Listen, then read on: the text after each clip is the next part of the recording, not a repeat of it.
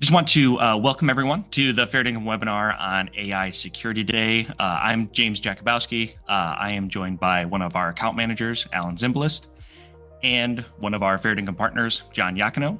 So today we're going to talk about the essentially security aspects of implementing AI, kind of jump in here and begin to discuss a little bit as well that AI isn't just a monolith, right? AI isn't just one massive thing that everything is the same.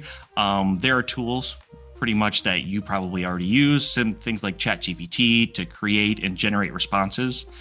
But there are also AI agents who can essentially begin to act on your behalf and do tasks. So this kind of boils down to two different aspects, if we're creating or if we're doing processes. So the first one, the creating for AI, that is going to be creating content, such as writing emails or papers, creating images, writing code. So essentially like text responses, right? So chat responses that I think most of us are familiar with, such as the apps, Gemini, ChatGPT, DeepSeek, Copilot, even like those are pretty popular. So the other half of AI that we also do want to kind of chat about and discuss is the agentic AI. So using AI as an agent to autonomously execute tasks. Sometimes they're complex, sometimes they're pretty simple, but these things can include calling to different sources or APIs or using external codes or tools, basically to complete steps that you're kind of requesting for the AI.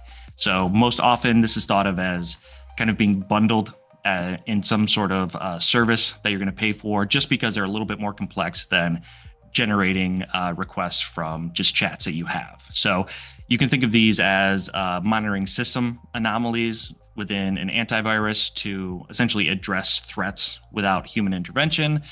But also on the other side, attackers can automate processes to script a computer virus or find a known vulnerability and send externally to thousands of email addresses. So they kind of can be used on both sides here. So overall, with generative and agentic, both are built on LLMs or large language models, and they rely on conversations to sort of simulate these decision makings. It's important to note that these are simulating what a conversation is or what a task is. It's not a definitive source of truth or understanding, as well as AI does hallucinate and can give incorrect responses and incorrect steps as well. So it's just kind of it's taking its knowledge and trying to implement its knowledge into what it believes the next steps or next words should be in its tasks. So now that we kind of discussed real quick about the different types of how AI is utilized, we're going to kind of want to break down the security of these platforms, essentially. So there are a few different things that we want to think about. So we can talk about attack vectors that, on the cybersecurity side of things to prevent attacks, as well as the internal company security. And we can also talk about the use of AI by employees and using company data in itself as well. So there's two sides to this coin here. And there's a lot of theoretical scenarios. So trying to shed some light on this, I think will help us show what questions we can ask or actions everyone should be taking before immediately approving all AI apps and services and just say, hey, full steam ahead. We like this. We just want to go ahead with it without asking any questions or vetting anything ahead of time. So Alan and John, now bringing you guys into this as well. So AI as a threat vector, right? From a cybersecurity standpoint, this means bad actors are leveraging the same sort of tech to get into our systems. Alan, you want to kind of take off on that one? Yes, I'll start us off. So as James was explaining, these are based on the LLM, right? Large language model, which basically means it can process and produce natural language text, right? So really the first thing threat-wise that everyone thinks of is your company data and sensitive information, right? What are people putting into the AI platform that you're using? And even for seemingly mundane tasks, right? Uploading something for review, emails, client data, right? So everybody knows at this point to look out for that and that you're not supposed to do that.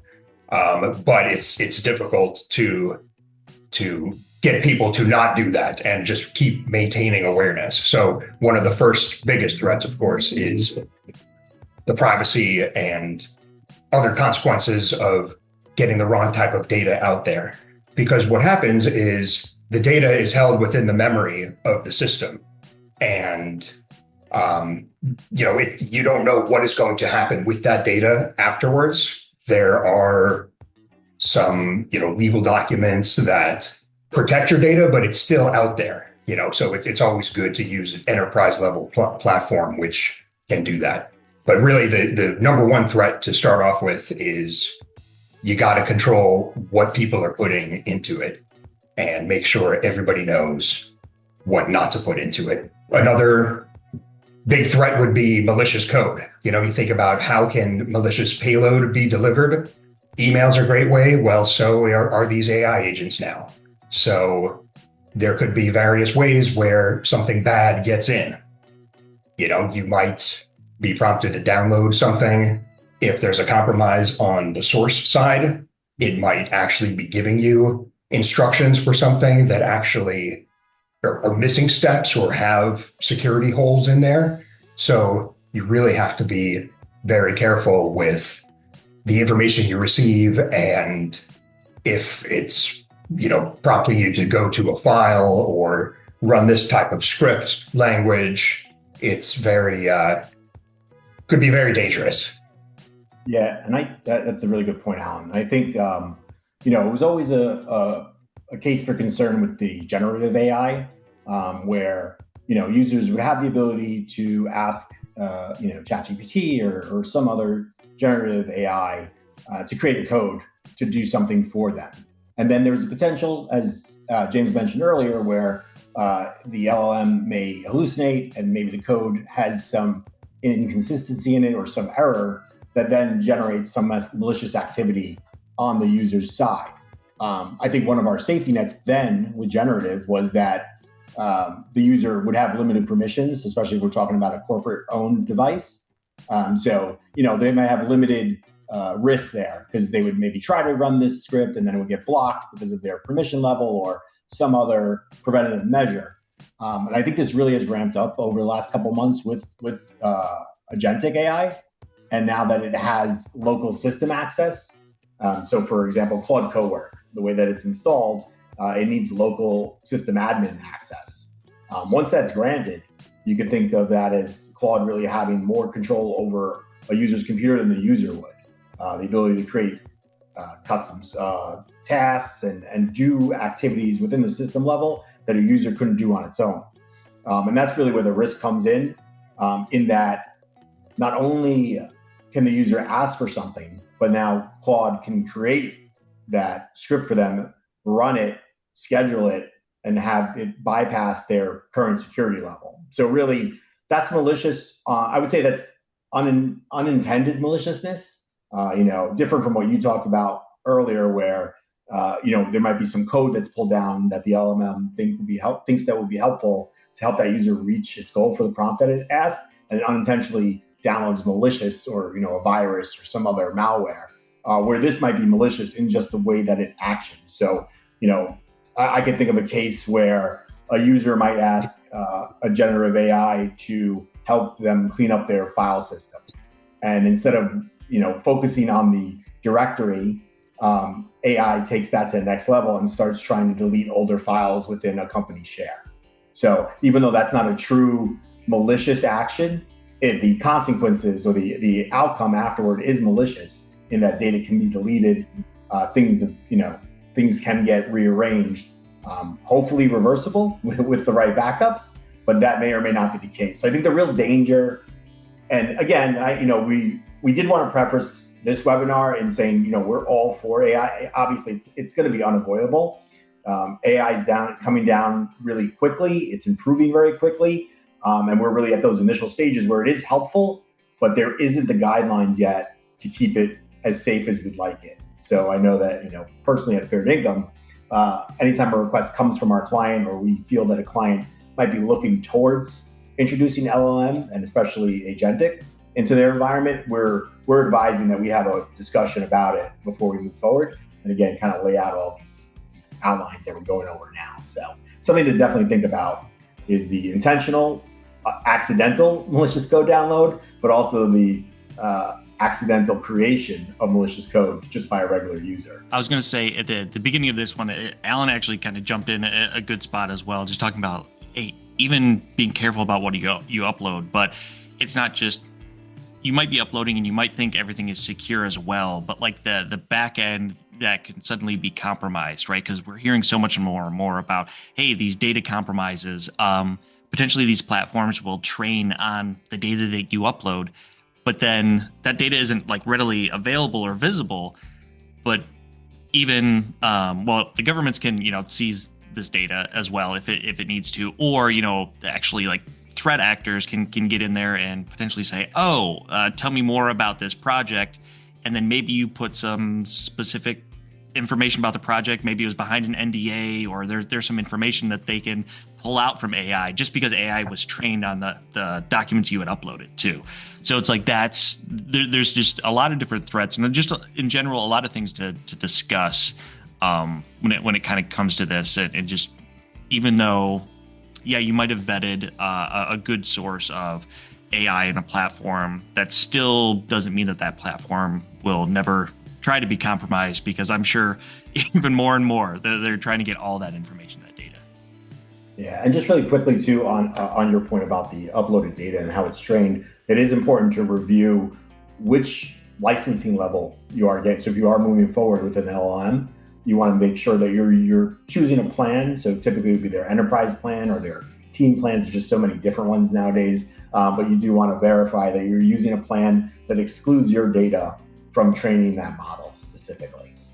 Even if there is an NDA, the data is still going somewhere, so you still have to be careful about what you're putting in there. One other thing I wanted to mention, just security-wise, is how the bad actors, everything evolves, where there's been ransomware as a service available for years, right? Phishing as a service, where cyber criminals, just like we can get normal products for monthly fees, so can the bad guys. So the development of an evolution of AI threats being containerized and being able to be used against you, that's just another threat that you have to look for. And that is something that will be coming, if not already existing now, even just AI cybercrime as a service. So that's just the world we live in, right? This is this is to be expected. So you just have to do the right things.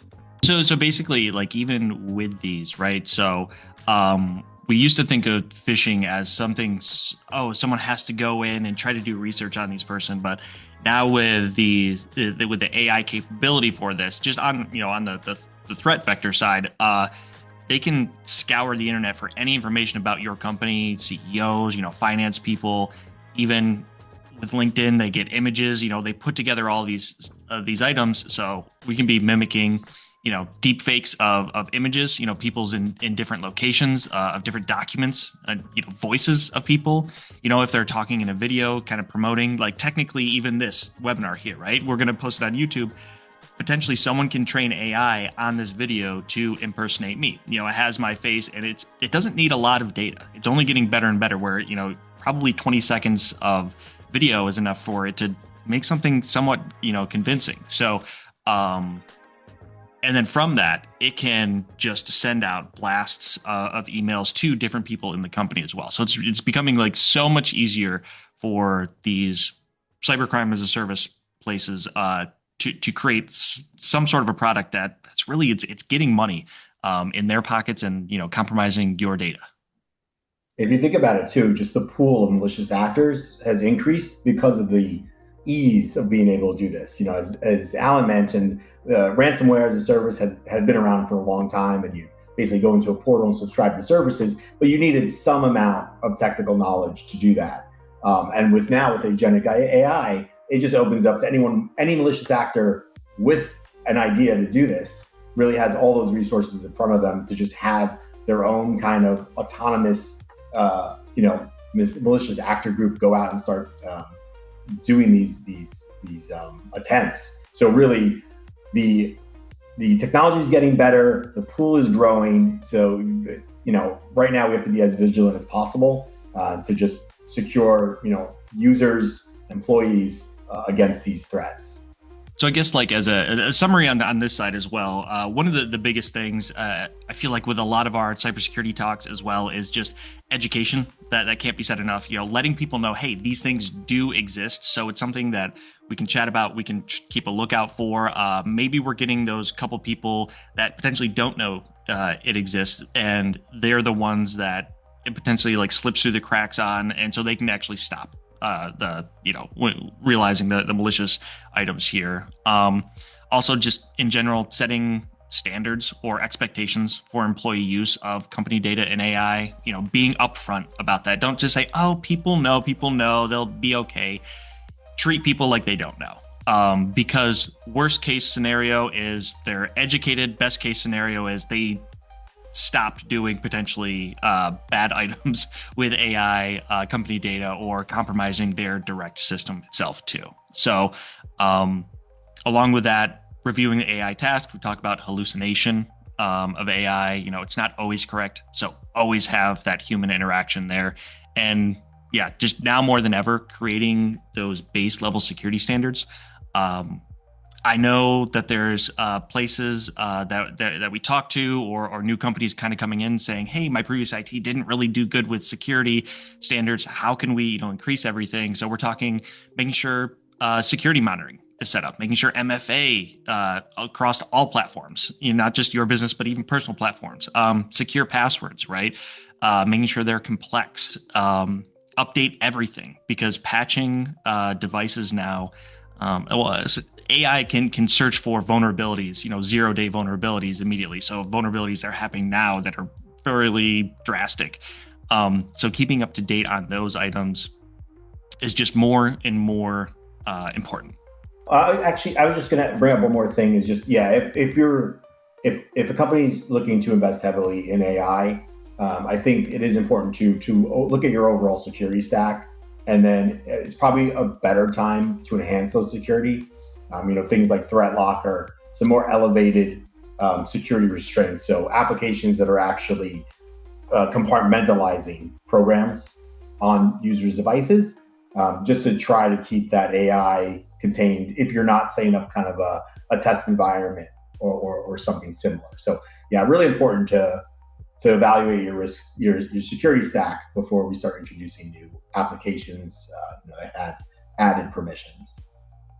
Right. All the regular IT security things, principle of least privilege access. We mentioned that earlier. All of those things should really be tightened if they're not already. So now we know a little bit more, I guess, on the threat actor side. But of course, now people are talking about, our clients are even asking us, hey, let's implement some sort of AI. Let's add these tools. Essentially, John, do you want to kind of take over just getting what a list of AI products or approved AI products might look like? Sure, certainly. So I'll kind of go back to what we started with, or I did, with mentioning Claude Cowork. So there's several varieties of LLMs now available. They all do similar activities. Some a little better than others, depending on the goal. So really, not having just it wide open to say, hey, we're going to start using AI, and then all employees start using different AI on different platforms, doing different tasks with different data. So really, you want to start with focusing on what the goal is, what your intent is to use AI for, and then that will narrow down the list of possible AI products to utilize. And then that next step would be to approve AI that will be used going forward. I generally advise narrowing it down to one or two if there's going to be multiple used, but you really don't want so large of a variety.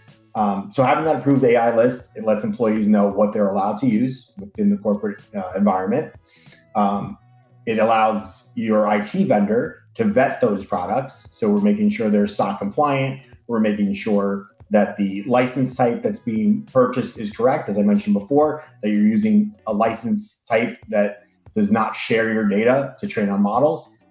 Sometimes we go as far as to having LLMs in their own containers on Azure, for example. So it's not even hosted on that AI provider's systems, and it's more contained within the client's environment. It allows better troubleshooting, and I would say collaborative work amongst your employees. So if someone's using Gemini and someone's using ChatGPT and someone else is using Grok or Claude, those are all similar systems but different, I would say, platforms or the day-to-day use. So the prompts might look different in the way that you add them. Gemini calls their assistants gems, and Claude calls them something else, and ChatGPT calls them something else. So that way employees who are working on AI together are using the same terminology. They understand how everything works within that similar platform, and you're not trying to troubleshoot, many different systems at once. So having that approved list narrows that down as well. And then you're just letting your employees know these are the only AI systems that we're using. And then that way they're not going out and using something else on their own that isn't approved. And if they are, then that's something that we can, discuss why it shouldn't be occurring, and have policies to that effect as well to limit that use. That way, where your data is also at all times. Yeah, and then you also you could put that in your own written policies. At least a bullet point. The organization, has approved such and such product for usage, or this is what we use. It's very good for that. It also gives just people a chance to really focus on one product and get the most out of it. AI, it's a lot of the quality of what you get out is kind of what you put into it. So if you really become advanced and experienced with, using one product, you can really take it deeply. And I think that actually also, we're saying LLMs a lot, and talking about more general systems that users are using to reach all different types of goals. But this goes all the way down to just AI that's being introduced into specific applications. So like AI note keepers, I would recommend that a company standardizes on what note keeper is being used. Is it going to be Copilot? Is it going to be Fathom? Is it going to be Crisp? And that way, again, we know where all the data is going to one vendor. Any DDQs that are filled out, any cyber insurance questionnaires, everyone's on the same page as what is approved by the company to be used. So again, that would be another place where I would standardize on AI. So not just in the wide use LLMs, but also the specific use as well. Even more like, I guess, on the cyber insurance side and audit side, we've been seeing this last few years as well, is just essentially having the documents in place where employees are handed out appropriate use documents or what they can do with company data or company equipment.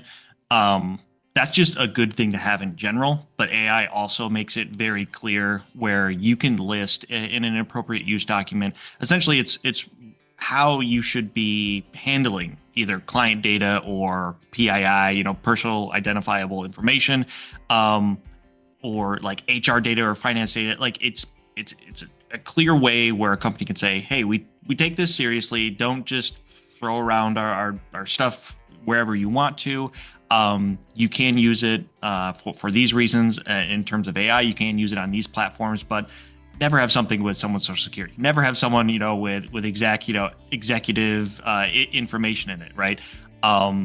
You can essentially just put out these use case documents to list what can be put out, what can't be put out, specifically for, do you want them to be able to write emails? I feel pretty much all of us have probably received an email response that was very AI generated, feeling stale, lacking like any sort of emotion in the writing. Like it was more of like a summary sort of response. So maybe you always want to make sure, you can have AI write an email response, but make sure that response is then reviewed and probably tweaked a little bit by the person.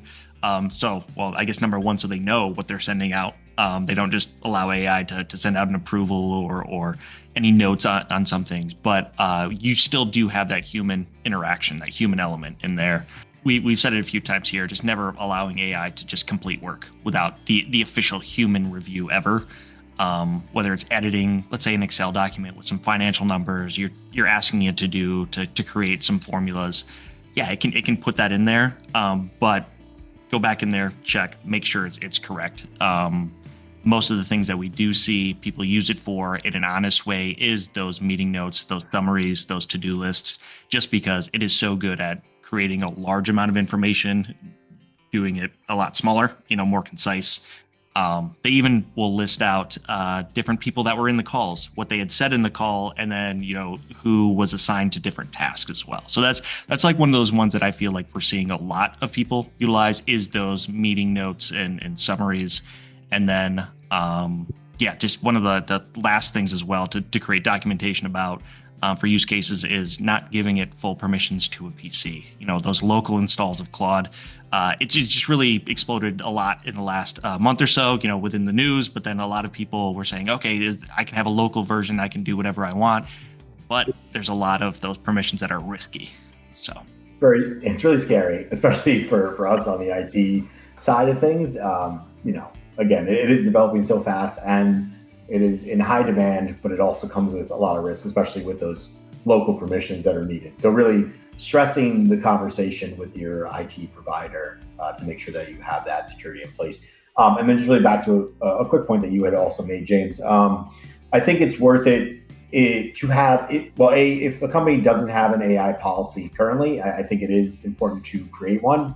And I think it is important that within that AI policy, it is okay to say that all AI created documentation or production is reviewed prior to being sent. So I think that's a good policy add as well, just to cover you, especially if you're under any kind of regulatory compliance. Right, and it is important to have a written policy, and it can evolve, right? It doesn't have to be perfect, but whatever you're thinking of right now to establish a baseline with some of the things that we just discussed, you could put that down. Sometimes companies put it in an employee handbook or acceptable use policy. Sometimes it's in the WISP. Sometimes it's even its own, AI policy document, whatever works for you. But at the very least, it could just be a bullet point or some bullet points in any of your information security documentation, whatever you have going on. You can just have that evolve again as this evolves, as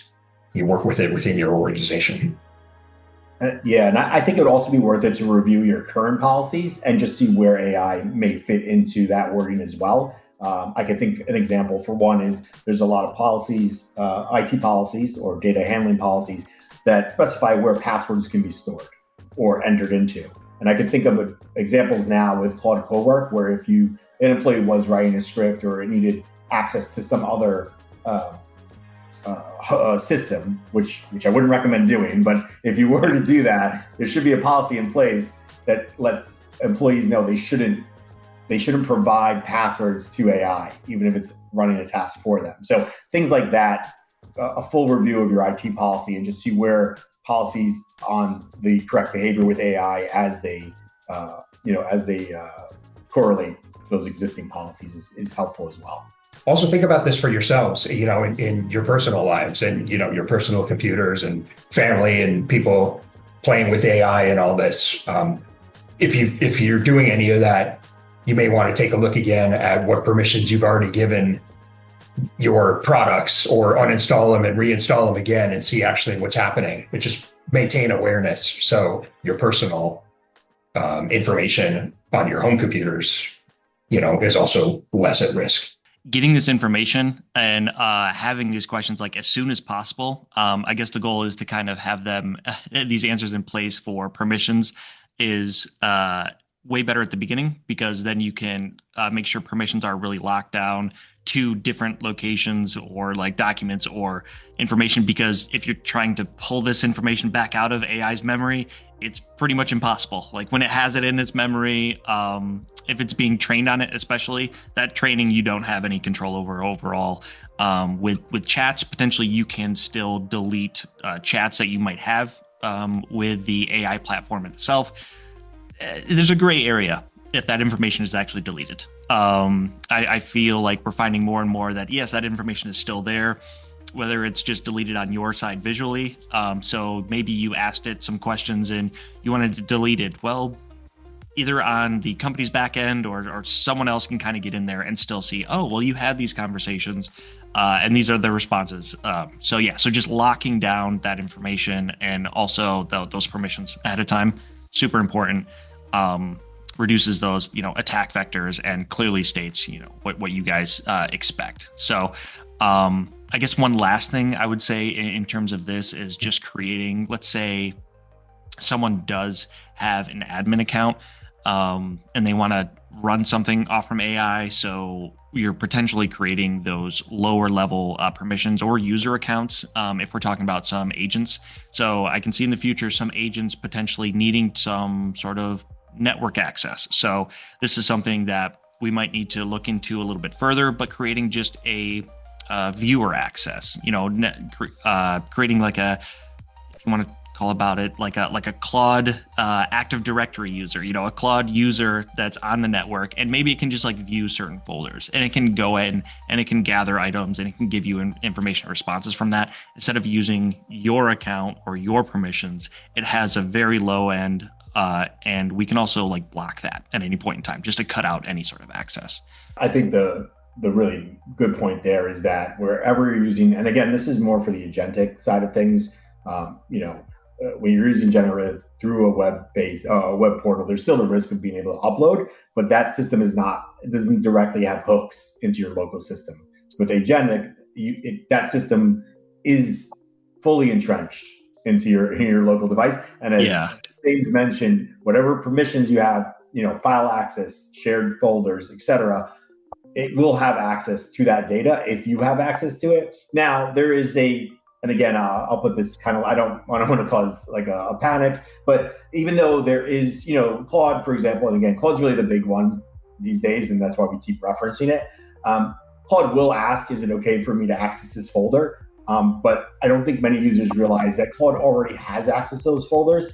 The permission that you're allowing is just for Claude itself to say, okay, go ahead and do that. You're not enabling any Windows permissions. That has already been given to Claude prior to that. So again, with the way that we know AI works, I think we've all experienced some amount of hallucination from it, or some, I won't say rogueness of it, but it's trying to, you give it a task or a goal and it tries to meet that goal however it can. And sometimes it'll forget, oh, I'm not supposed to look at this folder, but it knows it's got to go to a goal, so it accidentally looks at that folder. So having it run on a system that has limited access to those outside systems or file shares will be a lot more, will be a lot safer than having it run off a general user or someone with more access than a regular user would. So I guess hopefully here, I guess this is a little bit more information on how everyone here can start thinking about implementing AI and asking the right questions for security, because we don't want to prevent you from utilizing it. It's just about being prepared and being met with a healthy discussion, right? So this is just such a wide topic that covers so much. We most likely will probably have additional blogs or details that we can even discuss directly with, the IT, the account manager here at Fairdinkum, and just to make sure everyone feels comfortable about the AI rollouts that are happening. So now, I guess pivoting over to some questions. The first one, I guess that we'll kind of start out with is, what AI should we be using? Yeah, so that's probably the question that we get all the time. I really think that it needs to start out with your goals. So I think as a company, you have to review what you're currently doing, what processes may seem inefficient, or processes you think would benefit from AI, and really get that list together before even starting with AI. Understand what would you like to have more efficient, and then from there is a conversation with your IT vendor on what AI would fit those goals best. Because like I said, LLMs specialize in certain things. Some are way better at code, some are better at repetitive tasks, some are better at performing that work directly. And again, a lot of AI tasks also need multiple systems that kind of work together in a flow chain. So one would be good for creating the content, one would be good for delivery, etc., reporting. So really having those goals in place, speaking to your IT vendor, then you can decide on the AI, weigh the risks of each, and then move forward with that. So the simple answer is we really don't recommend a specific one because they all have their benefits and their cons, depending on what your overall goal as a company is. Right. It's similar to, remember when everything was going cloud, right? And people say, hey, I want to go cloud. Let's go cloud. Cloud is great. There's so many different types of cloud. You have to first think about the specific goals you want to achieve, right? And then you target the best product and strategy and write it down and make it your company policy. It's the same with AI here. The next one we have just typed in here. So in regards to PII and PHI, is it safe to use Claude Enterprise with zero data retention? Is it safe for a workstation that has network admin access to this data? So I'm assuming it's network admin access for, Claude Enterprise, PII involved in here. What do you guys have any thoughts on this? Yeah, so this really comes down to the regulations as well. So you are on the safer side. So you're using enterprise. You're being told it's not being used to train the model at all. So you have assessed your risks on that side. Yeah. I would always defer to the least amount of data that you can upload to a system that is then generating for other users. There's always going to be a risk there. Could it bleed into, it may be contained within that same environment, but could that data bleed into another user's request in that same environment? I won't say it's not possible, but again, the risk factors are lower. So it is, I would say you're doing the right things that you can at this moment. So I would say you're in a safer position than, if you were just using a generic Claude license. And I'm sorry, the second part of that question was regarding network admin access. Yeah, I'm assuming so this system would be on a network admin access level to some data. Mm-hmm. So then I think that would depend on, if we're using Claude Cowork. If you are, then again, as we mentioned previously, there are dangers to that, especially with that admin privilege. That Claude Cowork does have access to any file or file shares within your system once installed with that admin access. So that is more on the riskier side. So I know for us personally, we're not recommending that clients do that without accepting the risks that may happen. Again, as we mentioned, Claude does ask, is it okay to look at certain folders? But technically on a core system level, Claude already has access to that. So there is some risk associated with it. That's the big thing as well, is that we're finding out. It's where we are told what apparently these companies stand for and what they expect out of their devices, but they still technically already have permissions, and AI is kind of doing a formality when we're requesting. Yeah. So and the big thing is the training of that data, because you don't want insensitive information to be leaked out anywhere else. They are saying they're not doing that. So I think we've done our best effort. Vendor has told us what their terms are, and we're assuming those are legitimate. So there's less risk on that side.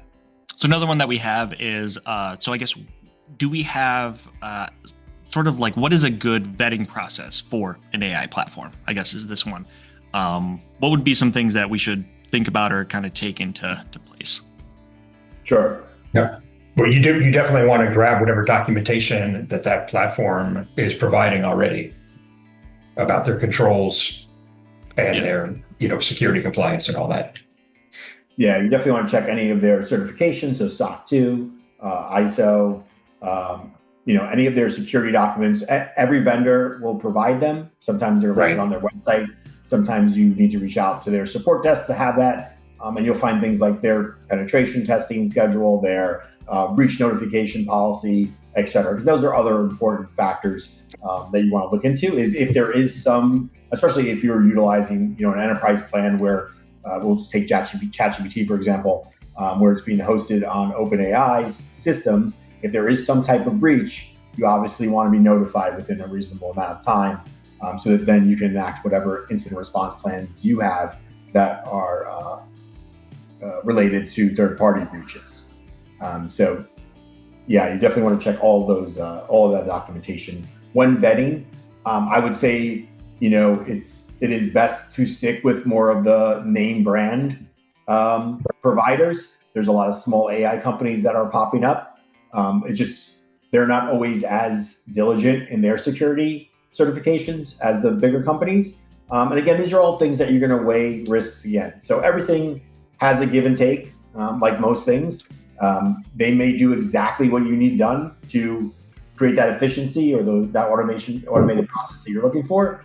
But there might be added security risks, and it's a matter of just weighing those against the pros and the cons there. So everything really just needs to be reviewed with each kind of decision or vendor that we're looking toward.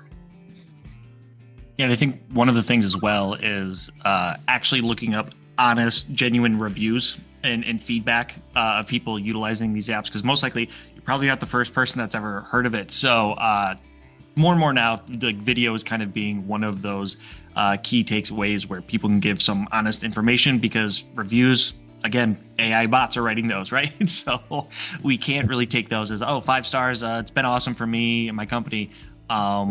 YouTube, just throwing that out there as a good option for utilizing, and someone potentially showing you a use case that they are using it for can let you know, oh, hey, we have had pain points with this, or it works really well on this aspect. So trying to get a few more reviews or different locations that you might traditionally not initially look for is going to be a little bit more helpful, so you can also understand, does the platform work as well as the company says in their promotional material? And of course, talk to your IT vendor. Hopefully they've seen, multiple products in place. Like we mentioned, it's kind of a new frontier in the way that things are exploding. So there are new systems coming out daily. So your IT vendor may not all of them, but they can definitely help with the vetting process, explain the risks, let you know their interactions with it at other clients or just in their own use. I know at Fairdinkum, we're testing multiple AIs all the time, just to make sure that if they come up with one of our clients, that we're prepared to discuss it with them. But it is hard to keep up. So definitely seek out that vendor to help with that assessment as well. Has AI been truly helpful to anyone yet? So so this is a question. AI kind of rolled in with it's going to be great and do everything for you, but not everyone realize, what does it do? What can I do? Or, it's a lot of review on it. So is it really making things faster or easier? I will say, yes, there are definitely many positives to it. At Fairdinkum ourselves, we don't use it for any user-facing tasks, but we do use it kind of on back end for summarization or reporting or for kind of engineer analysis. So it is helpful for getting those tasks more efficient. But it really depends on what your goal is. And it really depends on the investment. It depends on what how much risk you're willing to take on from it. And of course the time. So I think the real big pull from AI is it's not please do this for me, and then it just happens. There's a lot of trial and error. There's a lot of testing. There's a lot of user time, or there's a lot of actual employee time spent to get those systems right. So it can definitely be helpful, but I don't think it, just personally, it's not kind of the cure-all for all of your processes. So. Yeah, right. Even several months from now and in next year, people will be so much better with using it and getting more out of it. It's really like a big toy box right now, but people are, finding benefits. They are. Yeah, and every day it is getting better every day. So it's hard to say in the next 6 months we could be looking at a totally different kind of product that you literally do just say, I need this done, and it does it. But again, as IT people, there are a lot of risks still to that. So kind of closing it out here as well, we mentioned it before too. It's one of those things, AI is happening, AI is here, and it's here to stay. It's only improving and changing and pivoting, right? So we don't want to say completely hold off from AI. We don't want to say, no, don't touch it at all. But be aware there are security threats. There are discussions that should be had. And we do think, for the most part, that dabbling a little bit into it helps you understand the technology. So when it comes to something and you see a platform or service that you're really interested in, you don't start from zero knowledge on it, right? You start with some sort of information as to maybe how to write a correct prompt, or maybe how to talk to an AI assistant and get the results that you want. So it's something just to be cautious, but also, be informed on and make good decisions. And AI in general is something that I think everyone is going to embrace just over the coming years. Alan, John, did you have anything else to add before we close out today? I think we kind of covered quite a bit, but I just want to reiterate I really do want to reiterate start with your goals, have your conversations with your IT vendor, understand the risks, and, take it from there. Great. Well, thanks to everyone for joining us today. Just as a reminder and heads up, there will be this webinar we're also going to put to our YouTube channel as well. So if you want to send it to anyone else or internally to kind of review and discuss, more than happy to answer any of your questions as well if you want to reach out to us directly too. So that's it from me, Alan, and John. Thanks, everyone. Have a good one. Thanks, everyone. All right. Thank you.